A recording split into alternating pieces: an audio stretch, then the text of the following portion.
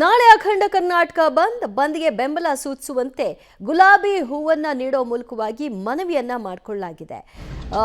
ಕರವೇ ಶ್ರೀ ಶಿವರಾಮೇಗೌಡ ಬಣದಿಂದ ಹೂ ಕೊಟ್ಟು ಮನವಿಯನ್ನ ಇಡ್ತಾ ಇದ್ದಾರೆ ಜನರ ಮುಂದೆ. ವರ್ತಕರು, ಆಟೋ ಚಾಲಕರು, ಸಾರ್ವಜನಿಕರಲ್ಲಿ ಈ ಮನವಿಯನ್ನ ಮಾಡ್ತಾ ಇದ್ದಾರೆ.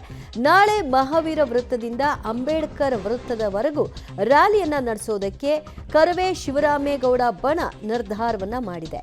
ನಾಳಿನ ಅಖಂಡ ಕರ್ನಾಟಕ ಬಂದ್ಗೆ ಎಲ್ಲ ರೀತಿಯಲ್ಲೂ ಕೂಡ ಸಹಕಾರ ಎಲ್ಲ ಸಂಘಟನೆಗಳು ಒಕ್ಕೂಟಗಳಿಂದ ಲಭ್ಯವಾಗಬೇಕು ಅನ್ನೋ ಹಿನ್ನೆಲೆಯಲ್ಲಿ ಅವರಿಗೆ ಗುಲಾಬಿ ಹೂವನ್ನು ನೀಡೋ ಮೂಲಕವಾಗಿ ಯಾವ ಕಾರಣದಿಂದಾಗಿ ಈ ಒಂದು ಹೋರಾಟವನ್ನು ನಡೆಸ್ತಾ ಇದ್ದೀವಿ, ಬಂದ್ನ ನಡೆಸ್ತಾ ಇದ್ದೀವಿ ಅನ್ನೋದರ ಉದ್ದೇಶವನ್ನು ಅವರಿಗೆ ತಿಳಿ ಹೇಳೋ ಮೂಲಕವಾಗಿ ಮನವಿಯನ್ನು ಮಾಡ್ತಾ ಇದ್ದಾರೆ.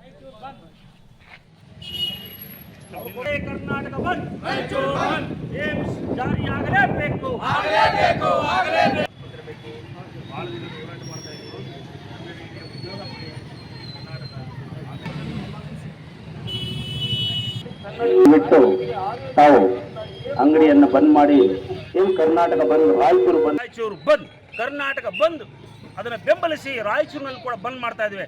ರಾಯಚೂರಿನಲ್ಲಿ ನಮ್ಮ ಪ್ರಮುಖ ವಿಷಯ ಇರೋದು ಭಾರತೀಯ ವೈದ್ಯಕೀಯ ವಿಜ್ಞಾನಗಳ ಸಂಸ್ಥೆ, All India Institute of Medical Science, AIIMS. 1044 ದಿನದ ಹೋರಾಟ. ನಮಗೆ ಏಮ್ಸ್ ಕೊಡಬೇಕು, ನಮಗೆ ಏಮ್ಸ್ ನೀಡಲೇಬೇಕು. ಒಟ್ಟಾರೆ ಕೇಂದ್ರ ಸರ್ಕಾರ ಈ ಕರ್ನಾಟಕ ರಾಜ್ಯದ ಮೇಲೆ ಅಗಾಧವಾದ ಅನ್ಯಾಯ ಮಾಡ್ತಾ ಇದೆ. ನಾವು ಈ ದೇಶದಲ್ಲಿ 2ನೇ ಸ್ಥಾನದಲ್ಲಿದ್ದೀವಿ. GST ಕಟ್ತೇವೆ. ಆ GST ಕಟ್ಟೋದಕ್ಕೆ ನಮ್ಮ ರಾಜ್ಯಕ್ಕೆ ಸರಿಯಾಗಿ ಹಣ ನೀಡ್ತಾ ಇಲ್ಲ ಕೇಂದ್ರ. ಅದು ಮಲ್ತಾಯಿ ಧೋರಣೆ ಒಂದು ಕಡೆ ಆದರೆ, ಇನ್ನೊಂದು ಕಡೆ ಕುಡಿಯೋ ನೀರಿನ ಕಳಸಾ ಬಂಡು ನೀರು ಯೋಜನೆ ವರ್ಷಾನುಗಟ್ಟಲೆ ಹೋರಾಟ ನಡೀತಾ ಇದೆ. ಮೇಕೆದಾಟು ಕುಡಿಯೋ ನೀರಿನ ಯೋಜನೆ ಇವೆಲ್ಲವನ್ನ ಬೆಳಗಾವಿಯಲ್ಲಿ ಪುಂಡ್ರು ಮರಾಠಿಗರು ಇವತ್ತು ನಮ್ಮ ಕನ್ನಡಿಗರ ಮೇಲೆ ಅಲ್ಲೇ ಮಾಡ್ತಾ ಇದ್ದಾರೆ. MES ನಿಷೇಧ ಮಾಡಬೇಕು. ಅಲ್ಲಿ ಇರ್ತಕ್ಕಂಥ ಚುನಾಯಿತ ಜನಪ್ರತಿನಿಧಿಗಳು ಅವ್ರು ಯಾರೇ ಆಗಿರ್ಬೋದು, ಕಾಂಗ್ರೆಸ್ನವರಾಗಿರ್ಬೋದು, BJPಯವರಾಗಿರ್ಬೋದು, JDS ಆಗಿರ್ಬೋದು, ನಿಮ್ಮ ಕುಮ್ಮಕ್ಕಿಗೆ MES ನವರು ನಮ್ಮ ಮೇಲೆ ಅಲ್ಲೇ ಮಾಡ್ತಾ ಇದ್ದಾರೆ. ನೀವೆಲ್ಲ ರಾಜೀನಾಮೆ ಕೊಟ್ಟು ಮನೆಗೆ ಹೋಗಿ, ನಿಮ್ಮ ಅವಶ್ಯಕತೆ ಇಲ್ಲ ಅಂತಕ್ಕಂಥದ್ದನ್ನು ಇವತ್ತು ಬಂಧನ ಒತ್ತಾಯ. ಅದರಲ್ಲದೆ ಗಡಿ ಭಾಗದ ಜಿಲ್ಲೆಗಳ ಅಭಿವೃದ್ಧಿ ಆಗಬೇಕು, ಕಲ್ಯಾಣ ಕರ್ನಾಟಕ ಅಭಿವೃದ್ಧಿ ಆಗಬೇಕು. ಇವತ್ತು ಎಲ್ಲ ರೀತಿಯಿಂದ ಹಲವಾರು ಬೇಡಿಕೆಗಳೊಂದಿಗೆ ಮಾಡ್ತಾ ಇದ್ದೇವೆ.